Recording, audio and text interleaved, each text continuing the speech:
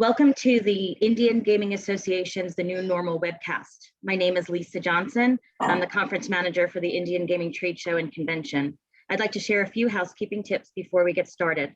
Everyone is muted by default except for our speakers. If you have any questions during the presentation, please type them into the question or chat box and they'll be brought up at the end. This session will also be recorded and available on our website. Now, without further ado, I would like to introduce Victor Rocha, conference chairman of the Indian Gaming Association. Thank you, Lisa. Good afternoon, everyone. I'm Victor Rocha. My co-host is Jason Giles, and this is The New Normal. First of all, I'd like to say, everyone, welcome. We're back after taking a brief break. I don't know about you guys, but that show was really good in Anaheim, but after it was done, I was just burned out. I think Jason and I had talked about this. You know, we've really been going since the pandemic. We never stopped during the pandemic. So we've been on this ride for the last, 2 years, Jason? Maybe even before that, 3. I don't think we've ever stopped, you know? So I think it was really important that we took a quick break so that we come back stronger and not as burned out. Like I said, the show in Anaheim was a huge success. I just wanted to take a nap when I was done. What about you, man? You know, yeah, and then go ahead. Oh, yeah. You know, thanks everyone for joining us today. We wanted to give you a couple updates and some wrap ups. But you know, the show. I got to admit, I looked at all the reviews. You know, sifted through them, and you're right, Victor. Everybody had a good time. Everybody was glad to be back together. And you know, the vendors were happy, and there were very few complaints. And I got to say, from the Indian Gaming Association, and we did change our name at the trade show. Now we're IGA.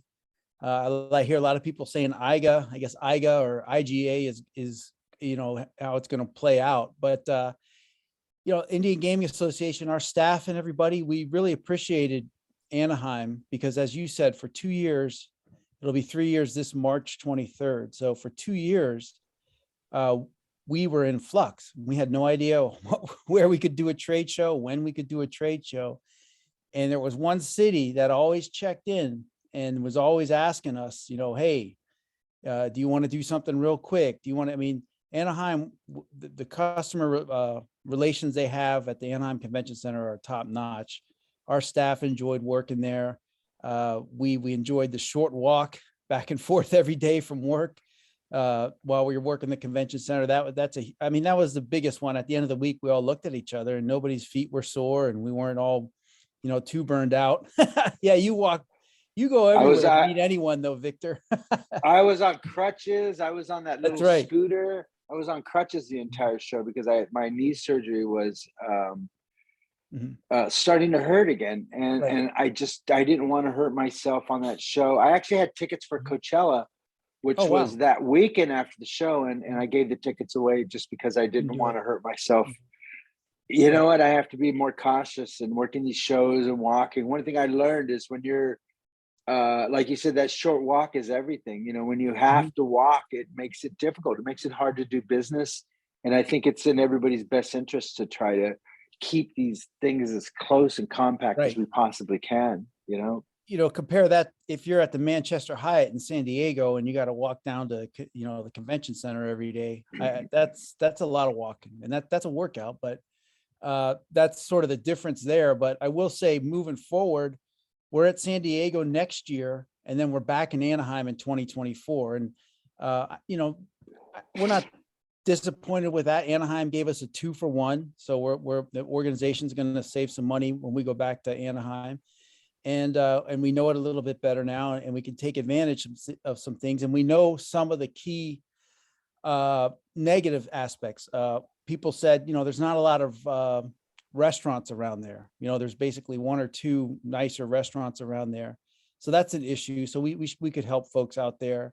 I also think part of that, though, is the pandemic. A lot of the restaurants back in May and April were still getting their feet back under them after the Omicron wave, and just didn't have the staff or the help that they need. And you're still seeing that. You know, I just got back 4 a.m. this morning from Portland, Maine, for the North American Gaming Regulators Conference. And, same thing there. There's just, there's no hotel room cleaning. I mean, you got to special request it. The staff at the restaurant, at the restaurants are still short-staffed. And it's tough out there. I get it. And it's tough at our casinos. And I will say the biggest takeaway that just shocked me at our trade show was how many people, they didn't care about the political update or any of that. They need workers. And they said, what can we do to find workers? We don't have any back end workers. We don't have any hotel workers. And, it kind of caught me off guard. I thought it would start to right itself, but here we are at 3.6% unemployment. The latest jobs report was 390,000 new jobs added.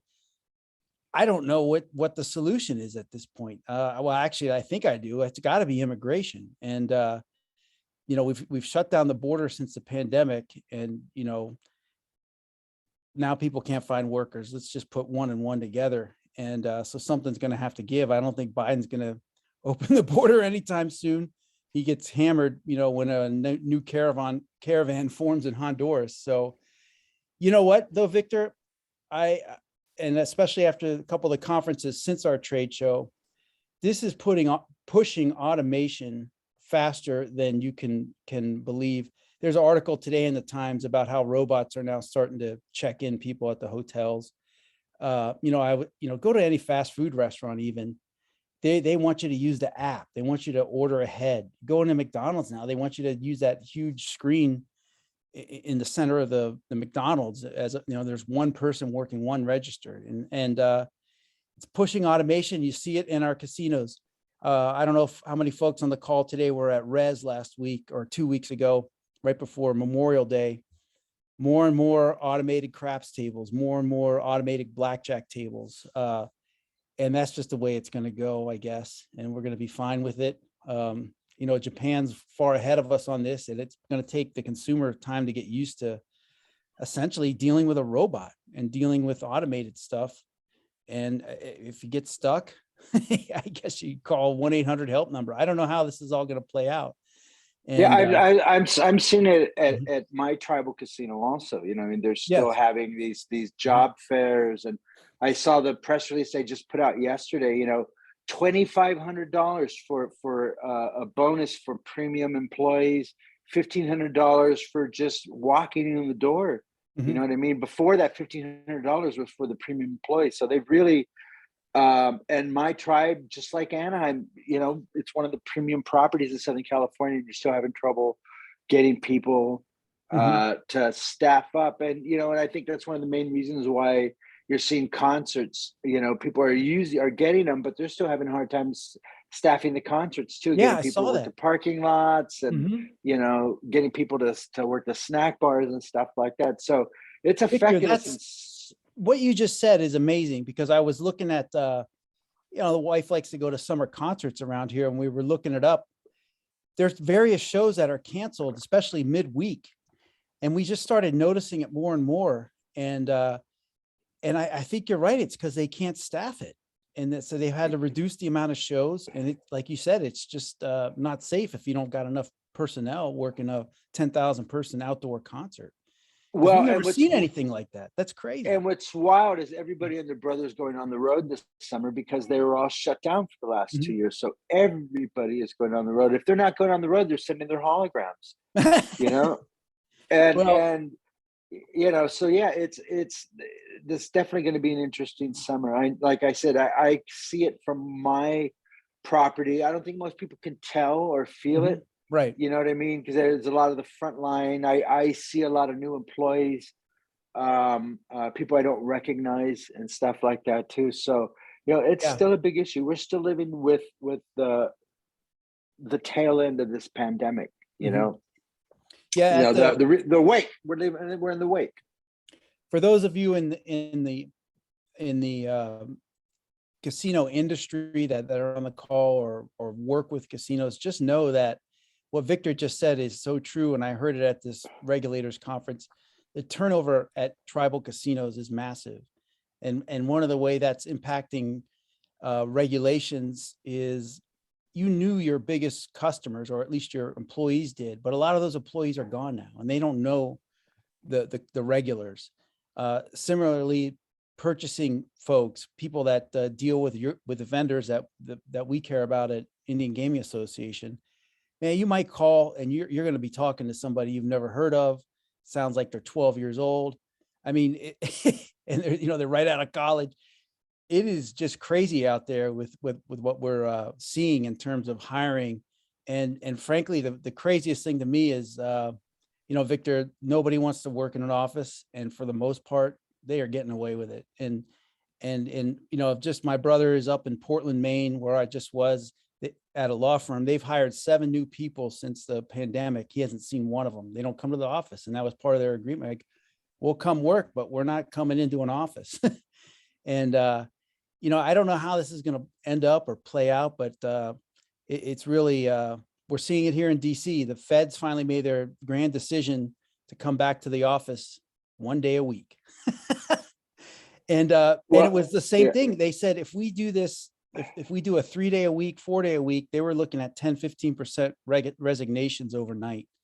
And especially now that's why these high gas prices, as bad as it is, you're not seeing an outcry like you did, at least I can remember in the 70s and 80s with the high gas prices, where with the lines and everything else, because so many people can just work from home now. They're not overly concerned about high gas prices. And like you just said, AAA and these people that monitor the traffic and the vacations, it's record. It's a record summer already for vacations and people getting on the road. So people are employed, people are, like you said, getting more money for their employment. Things cost a lot more, but everyone just seems to be ready to suck it up and get on the road and have their vacation. But these are things that we're trying to formulate moving forward, because we're so involved in the politics and everything else. We've got our next big conference coming up is Oklahoma Indian Gaming Association, August 9th through 11th. And for associate members on here, we will definitely do a big associate member meeting there. We just couldn't pull it off at Res because both Chairman Stevens and I were basically in and out. And Res itself was like, we don't have any rooms. We were going to have to pay for a room somewhere. And then even then, it wasn't going to be a big room. That's how packed they were at Res. So Oklahoma Indian Gaming Association, August 9th through 11th there. I hope we'll get the information out, and we're going to bring up a lot of the stuff that we hit at the end of our trade show. We're still implementing it. We're still working on it. Trust us, we're getting to it. And we've seen an uptick in the associate membership applications already. One of the things, though, I need everyone to understand is we're going to have to revise our bylaws and amendments again because of the name change, Indian Gaming Association, but also to make business easier and make your life easier, Victor.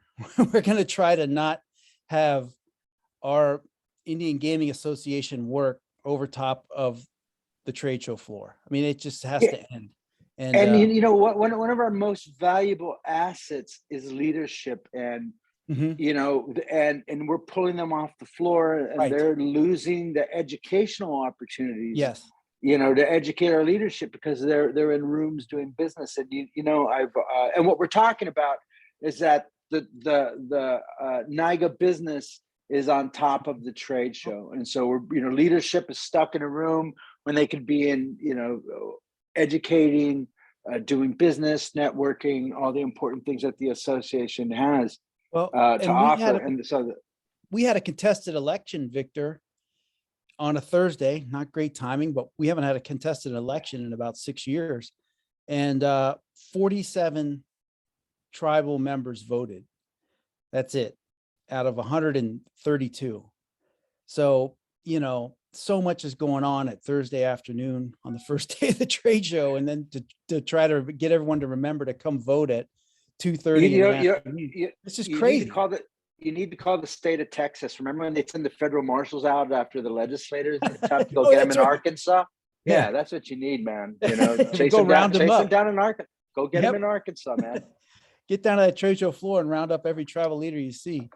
But it's just a real drag, and it's a real pain when you put so much effort in. It's real important, and the conference, and then once they get out of that room, it's hard to get them back in, you know? Correct. And so we are going to make some major changes for San Diego, and that's in April 17th to 21st of 2023 in San Diego. So be on the lookout for that. I've also we might bring back some of the entertainment stuff. We're trying to get more of a PR aspect to our trade show, and I hope there's some associate members on here because it'll benefit folks that display on our floor. When I watch these other big conferences, even the G2E, I see all the media outlets there: Bloomberg, Fox Business News, CNBC. They're at G2E interviewing different, CEOs and whatnot. But I don't know. And this year in Anaheim, there were actually a few. New York Times was there, Wall Street Journal was there. I talked to two of them, but they're doing more side stories, more on the social aspect of Indian country, ICWA and some other. So, it wasn't necessarily gaming. They just knew that a lot of tribal leaders would be there and they could interview them. But I don't understand why those guys shouldn't be at our gaming show and interviewing someone from the IGT booth, someone from the Konami booth, any of the big guys. They should be set up in that corner, grabbing salespersons, vice presidents, chief operating officers, anybody. Of course, Chairman Stevens, should be ready for an impromptu morning interview. That's the kind of exposure that our companies need, and sort of take it to that next level if we really want to get to like 10,000 people and up, and really put the show in that kind of limelight. That's what we want to do moving forward, and we've got to make that happen. And it's going to cost money, and we're going to have to bring in a big PR firm, but I've been in contact with them. They actually sought us out at the trade show, a big PR firm that does a lot of Hollywood and a lot of musical entertainment. And so it's a big thing we're trying to work on right now for the benefit of our associate members, to get them that exposure and to get Indian country positive exposure. So we'll talk all about all this at OIGA in August. And then beyond that, it's going to be a pretty quiet fall up until our mid-year. We're at Fort McDowell, Weekapaw, November 14th. G2E in October. We got G2E in October. That's right. G2E in October. My bad, Victor. You're right. G2E second week in October, followed by right after that, NCAI in Sacramento. But I say a quiet fall because it's election year, and after Labor Day, they're just going to come back, do continuing resolutions, and get on the campaign trail. That's really what's going to happen. So I don't know what our mid-year is going to be built around. The election outcomes, but also, Weekapaw expanded, and we're going to do a mini expo there. So if folks have product coming out, mid to late fall, bring it on to Fort McDowell, and we're going to do a little mini expo there for folks for sure, and try to make that worth everybody's while out at Fort McDowell out there in Arizona. Yeah. Also, there's a couple more in there also, which is actually one before that. Chairman Stevens and I will be at IGB Live in Amsterdam on July 5th and 6th.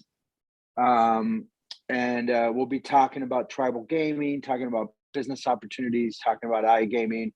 I'll be over there expanding my mind. Learning about the European market. Oh, don't say that. You're going to Amsterdam to expand your mind. Well, I live in California. I don't need to go to Amsterdam. I'm in California, man. They legalized everything in Amsterdam. Who cares? At this point, you know what I mean? But maybe when I was 30, it was exciting. Now it's like I get a bigger kick out of business, and by the way, I'm taking my 6-year-old, so I just say that in case he watches this historically down the road or something like that, he knows he has a good dad. And then also I just have been notified by Clarion, and we're going to be working on ICE in London, which is in February. In London, again, I said London. So they've just been in contact with me about that too. So we'll also be in London for ICE, which will be Should be interesting. Like I said, when I talk about needing a break, remember we did our show in July and then did our show like 6 months later or 7 months later in April, and including G2E. And I was working on ICE before I had to pull the plug on that too. So, we've been going nonstop for several years, man. Right. That was rough. I'm glad it's over. I feel reinvigorated. I had a knee surgery before the show, like I said, and I was on crutches and on the little scooter and stuff like that. So I had my dose of humiliation for the year. And then I think, the other thing I'd like to talk about is we're back doing the webcast. I think Jason's going to be gone in the next 2 weeks. Is that what you said, Jason? Yeah, we've got some travel coming up with, again, NCAI's in Anchorage, Alaska next week. And then the following week is Washington Indian Gaming Association up there at Tulalip. So yeah, that's a great show. Those are both in June. We should be at both of them. And I'll definitely be at Anchorage. I just had some stuff come up. I might not be at WIGA, which is unfortunate. I know more associate members go out to WIGA, and I kind of want to meet with them there too. But we're gonna talk about this. I still want to get that associate member feedback on a lot of issues, frankly, and see how the website, signing up through the website is working out, and we're still working on a good, very strong benefits package. And what does that mean? We are going to revamp our whole sponsorship package, our whole way of being recognized when you join Indian Gaming Association. And now's the time to do it. We've got to get all new flags, all new representation with the IGA symbol, not NIGA anymore. So while we're doing that, we're going to really, try to give folks more exposure for joining, get a little more forums involved so that people can share information, and just really make us get more on the resource side as opposed to the politics. And I say that just again, we were really optimistic after Memorial Day that they were going to make another run, Joe Biden and Manchin, at the Build Back Better plan, and try to get a smaller package, 1.2 trillion, to get a couple items in there. But that package, as good as the infrastructure plan is for Indian country, the Build Back Better had some things in there that could make a direct impact on tribal citizens' lives on the reservation. And it mostly involved tax, low income housing tax credit, new market tax credit, those types of things to get, folks that need help on the reservation. And those are easy, simple things to do to help taxes get out of the way, to let people just create and not have to worry about state taxes, federal taxes, regulatory taxes. When you're on the reservation, it's clear in the Constitution, there is no tax. And it says right there in the 14th Amendment, Indians not taxed.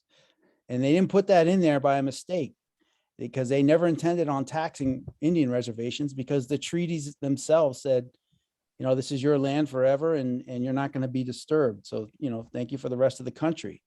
And that's the bargain they did with tribes. So we're trying to hold them to that. But this shooting in Texas is awful. It's just tragic. And now their Congress shifted focus over to the shooting, rightfully so. But they're going to burn up this time up to July 4th, pretty much, with the shooting and the January 6th stuff. And then they got a 2-week break at July 4th, and then they're out of here in August. And I know we promised everyone a July 27th legislative summit. That's still on the calendar, and we're still planning on doing it. But there's a high probability Congress may bolt before that date, which would leave us in alert. So we're trying to figure out. And now Ernie's got to travel with you, Victor, in July. So we might be running into a little bit of a stone wall here.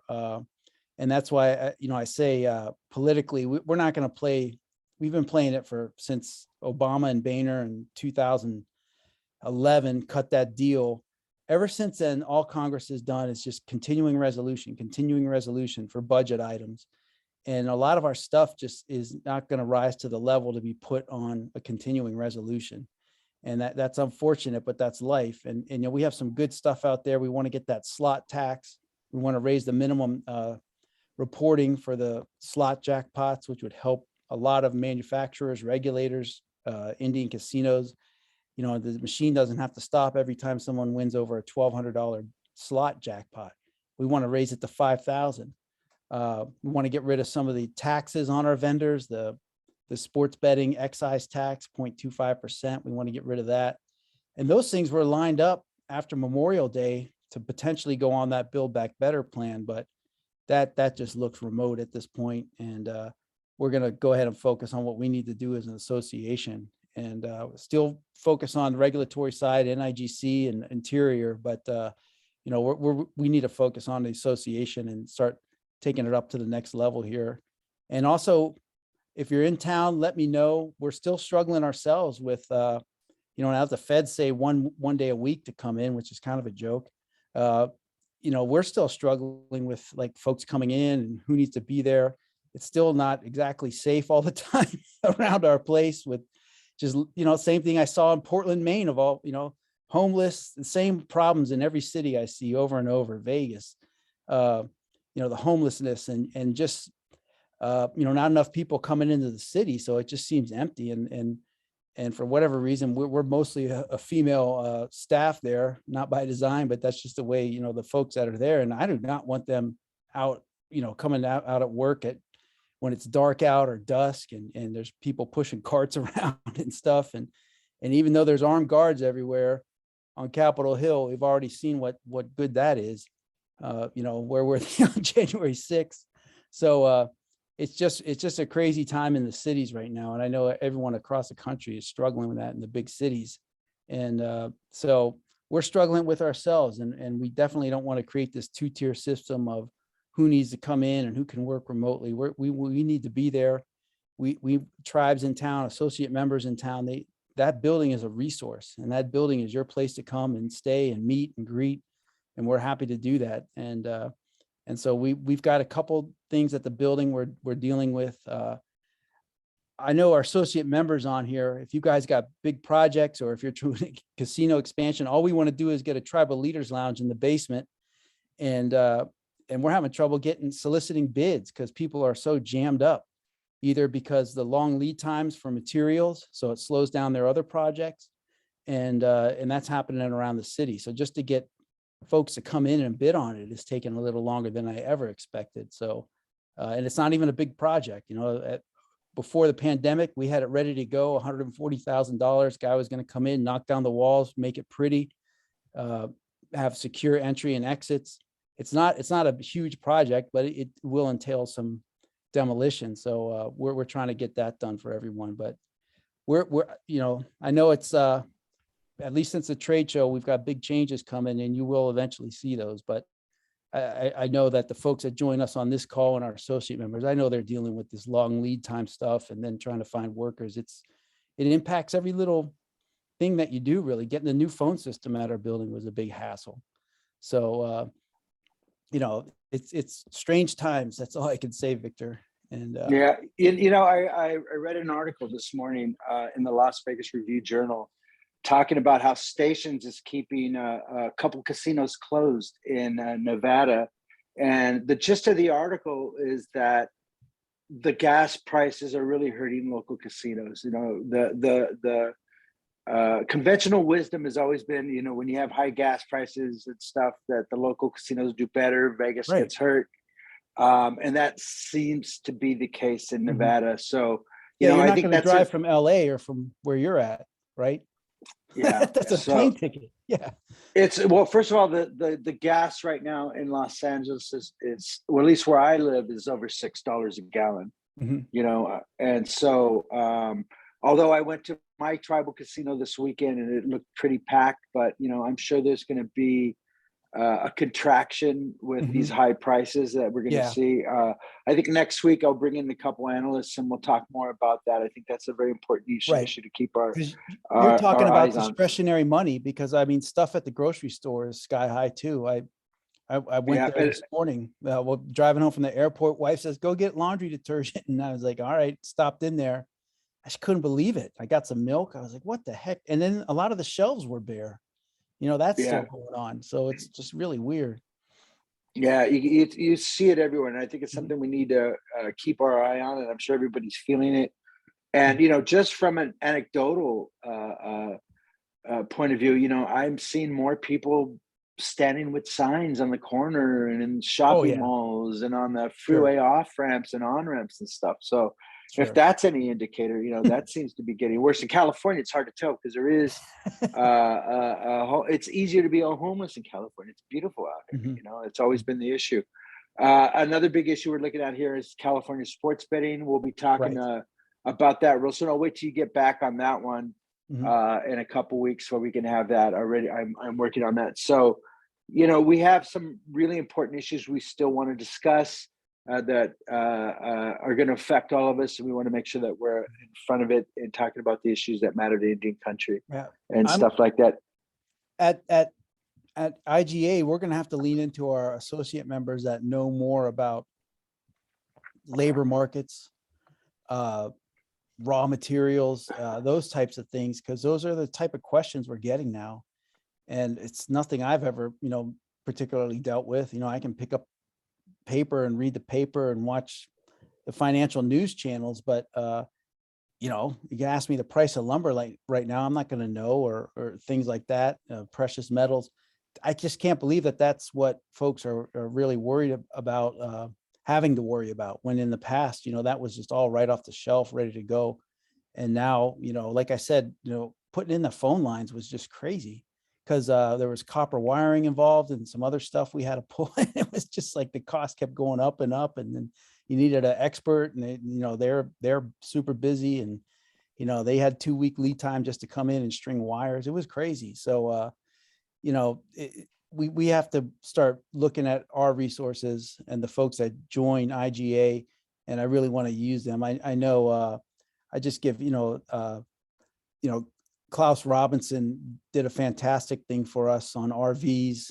They gave me their research on that, and we were meeting with Camping World, trying to get Camping World into the show next year. And that's the other part of it too. If we want to have the CNBCs and Bloombergs come out, we've got to have some Fortune 500 companies there as well to make it attractive to them, and that's who we're going after, even if they're not in gambling, and that's the connection. RV parks, Camping World, they're a huge brand. They're big into NASCAR and stuff.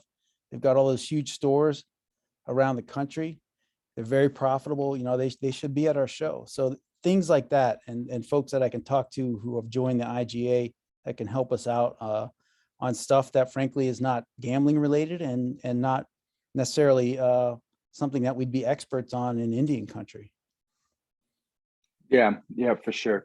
I've been talking to Dyke Bacon, and we're working on the content for G2E, and I think one of the issues that we are talking about is the high cost of construction and what people are doing and delaying and modifying and changing, especially with sports betting pushing a lot of this construction and expansion. I know at my tribe, we're right in the middle of this campaign, but after it's done, and the tribes in California want to do retail first and then do mobile. And so there's this big fight going down in California right now. It's all over the airwaves. You see it on the internet, Facebook, Instagram, Twitter, it's everywhere. Well, So, hey, Victor, and for our folks on the call, California, you've got 2 ballot measures, because this was a big issue up in at the regulators conference. It's going to be it's already shaping up. You basically have a commercial ballot initiative. I hate to label it like that. I don't know how else to describe it. And then you have a tribal ballot initiative. And, some of these commercial guys, we're friendly with them, and they come to our show, and they have contracts in Indian country, but, there's going to be some, they're going to campaign against that thing. And I don't know what these commercial guys are going to do. Let's just say whether it's FanDuel or Draft, those guys that have a lot of advertising money and can just saturate the airwaves. I hope it doesn't get too nasty, but right. We're going to have to defend sovereignty and defend exclusivity, and hold the state accountable for the compacts that they have with the California tribal nations. And that's the end of it, that should be, I hope the voters in California recognize what's at stake for tribes. So that's where we're going to be working on that. And again, you guys are going to be super busy in the fall, and that's going to be going on across the country with all these. I'm seeing like the third wave of commercials now coming in from the tribes and stuff like that. So, the tribes are very much involved, and you're right. At the root of this is really about exclusivity and the way the tribes see it. DraftKings has great relationships with, Foxwoods, and FanDuel with Mohegan, and yet terrible relationships with the Seminoles. You know what I mean? So, so this is how it's gonna, until this is, established, this is what the fight's gonna be. Yep. We'll be keeping our eye on it. We'll definitely be talking about it in G2E. But this is gonna happen in November. And by the way, November, this is a huge election cycle, by the way. This is huge. The implications are big. If the Dems lose control of the House, what does that mean? If they lose control of the Senate, what does that mean with Biden? So, the ramifications are huge. We're going to be in Oklahoma in August, and, they've got a governor there. The only way he talks to tribes is to belittle them and, basically lie about them and spread rumors. His new thing is tribes better not be opening abortion clinics on the reservation. I mean, the guy is so crass, and, whether you can get Republican guy out of office in a very, very red Republican state, I think there's at least an outside shot. He truthfully is not that popular amongst his Republican legislature in the state. And so we'll see what happens there. But to your point, Victor, sports betting and all these big issues that the tribes in Oklahoma need to negotiate, particularly sports betting and internet gaming. I don't know how you do it with this guy. And if he gets reelected for another 4 years, are they really going to be stuck while sports gambling is just taking off across the country in a state where they will sports gamble on college? I hope to have Matt back to talk about it. Our last webcast was with Matt, and that's a big issue, how they get around the guy. And if he's back in, it looks like it's another 4 years, no sports betting in Oklahoma unless they want to give up the shop. And the guy seems bound and determined to shove tribal sovereignty back into the bottle, and especially with McGirt, and the butt hurt of McGirt that it caused in Oklahoma. Sorry, I had to do that. Yeah. I had to do that. That's all it was. Yeah, it really is. And you know what? It changed under him. And he's the only one that was hurt by it. The tribes already had, police compacts and joint jurisdiction agreements with sheriffs. And that was part of the Supreme Court ruling. Like, look, nothing is going to change because the tribes and the locals have already told us they're already sharing jurisdiction where it matters, whether it's violence against women or domestic violence, and, murders and stuff is already handled federally when need be. So, like you said, I don't know what his problem is. It all comes down to when he first got in office, he wanted an extra 10, 15% out of the tribes, didn't get it, and he's been crying ever since, and uses any kind of cudgel to just bash the tribes and spread misinformation. So it's really a shame that you look across the country, a lot of governors, even some ones that are not friendly to any country, they're not doing what Governor Stitt's doing in Oklahoma. Nome in South Dakota isn't doing what Stitt is doing. Yeah, you know what I mean? Right. And so it's definitely something we're watching, and we'll be talking about even more in the implications. But from our 10,000 foot view, if this guy wins again, I mean, I just don't see how, unless they give the shop up to him, and that's the whole point, is trying to shove sovereignty back into the bottle. The deal they had with the tribes having say over the environment with oil drilling and stuff like that, and the EPA, that was a big issue. Trump gave it to him, Biden took it back, and that when you're talking Oklahoma, you're talking oil. You know? And that's the thing. With the high oil prices and energy prices, Oklahoma's back in business, baby. Yeah, they are. So what does he got to complain about now? That's the whole reason he went after the tribes to begin with, because Chesapeake Energy went bankrupt. Devon Energy was at the low for all the oil. If you can even remember back to those times, during the height of the pandemic in 2021, gas was under $2 in a lot of places. And, no one was driving and stuff, and tourism was way down. So, that's part of this problem. And with the high oil prices, I do tend to think that people understand that, this just didn't happen because of lack of foresight. It happened because of the Ukraine war. And, everybody had to, generate back up basically within 6 months. And that's hard to do, particularly with oil wells and oil pumping. And by the way, I think the oil companies are fine to keep pumping at a level they are right now at $122 a barrel. Why pump more and drive the price down? So, Wow. Yeah, that's definitely a big issue. You're seeing it in North Dakota. They're talking about that. There's always a big fight with the tribes and the minerals and stuff like that too. So, you know what? It's always something. Will we ever get to a place where you look like in those Bible tracts that the Jehovah's Witnesses used to send you with, man and the lion and the beast and all of us getting together? I think that's what I've been working for all my life, and we just seem further away from it than ever. I know. But I really do. I just to sort of put a bow on all this, but right now, I'm just seeing automation and being pushed incredibly, even at a regulatory level.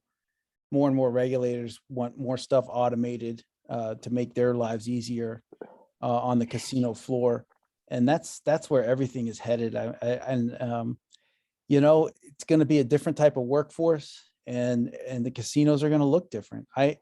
Even at our trade show, Victor, I don't know, a bunch of the different companies had this, but the new where a customer can sit down and literally play 6 other games around the casino just on their monitor in front of them. And, it's really neat to me, and it's kind of fun, I guess, but, there's issues involved with that. There's even a responsible gambling issue involved with that. And, huge issue that's really still not being addressed, right. Which is problem gambling, Right. And then throw on top of that, the crypto that's coming into casinos with Bitcoin ATMs and stuff. And then we see crypto just tanking recently, and you will start to wonder if it was all a scam, so a lot of issues out there that we're trying to wrap our heads around that are just brand new to us and brand new to a lot of folks. And, try to explain Bitcoin to someone, who's been a regulator for 30 years and, is used to a certain way of business, and their heads explode. Yeah, here's this Bitcoin ATM. Well, how does that work? Well, you got to have your code to cash in your Bitcoin, and it'll spit out cash. It just is like, what? So, there's got to be something why the only 8 Bitcoin ATMs you see are at gas stations and stuff like that. Well, exactly. Yeah, I mean, there's one at the D over in Las Vegas, but the only ones I see are usually in gas stations on the side of the road. And, they look sketchy to begin with. Oh my gosh, yes. You hit it on the head. That's really what's going on here. So, but some people like to keep things anonymous. So right. ISIS, Silk Road, stuff like that. Yeah. So Silk Road. Well, you know what? We've been on here for 45 minutes. I think that's enough time. To recap, everyone, we are going to be on the road, even regardless of this. We'll be out there. We'll be at OIGA. We'll be at IGB. We'll be at G2E. We'll be at ICE. Obviously, we have our mid-year show at Fort McDowell, and I highly recommend people come to Fort McDowell. It's the 20th anniversary or the 30th anniversary of the Fort McDowell raid. I think that's a very important place in tribal gaming history. And with Chairwoman Burnett, she's always just an amazing person and with so much energy. And so I'm really looking forward to Arizona. I love Arizona. I love the people in Arizona. It's a great place. It's a great place to talk about business too, and especially what went down in Arizona with sports betting, the politics. That's still going on. The former attorney general is looking to run for governor now. He's the guy that negotiated a lot of those compacts and was involved in them. So we'll have a lot to talk about when we're in Right. Arizona too. So Great. So, and oh, by the way, we had one question from Ernest, and that question was, Ernest, it really is too early to tell right now. Yeah. It's just the campaign is just starting. It's June, July, August. It's really going to get heated up. The ads are everywhere. I'm sure people will get really sick of them by the end of the summer. I think people vote sometimes just to get rid of the ads, but I think this is a case where there's a lot of money that needs to be spent. There's a lot of messaging that needs to be told, and that costs money. Right. So California is going to be the hot spot this summer for sure. But again, great show in Anaheim. Thanks for everyone for coming. We really appreciate it. And I think that's about it, Jason. Jason will be gone next week. I'll be talking about, probably could do some economic stuff, looking at the economic environment. I'll bring in a couple analysts and stuff like that. Jason will be back in a couple weeks. I might, Victor, don't count me out. I'm in Anchorage, so I'll only be 5 hours behind the East Coast. So if I can get up, right, avoid the midnight sun, I might be up anyway. That's 8 a.m. Okay. That'll be 8 a.m. Oh, I'll be up. Yep. Yeah, you'll be able to do it too. Yeah. So. All right, everyone. Listen, thanks so much. We appreciate your participation. We'll see you guys next week. Jason, thanks so much, brother. I'll talk to you soon. Okay. Take Bye, care, everyone. guys. Thanks again, everyone. Thanks, Lisa.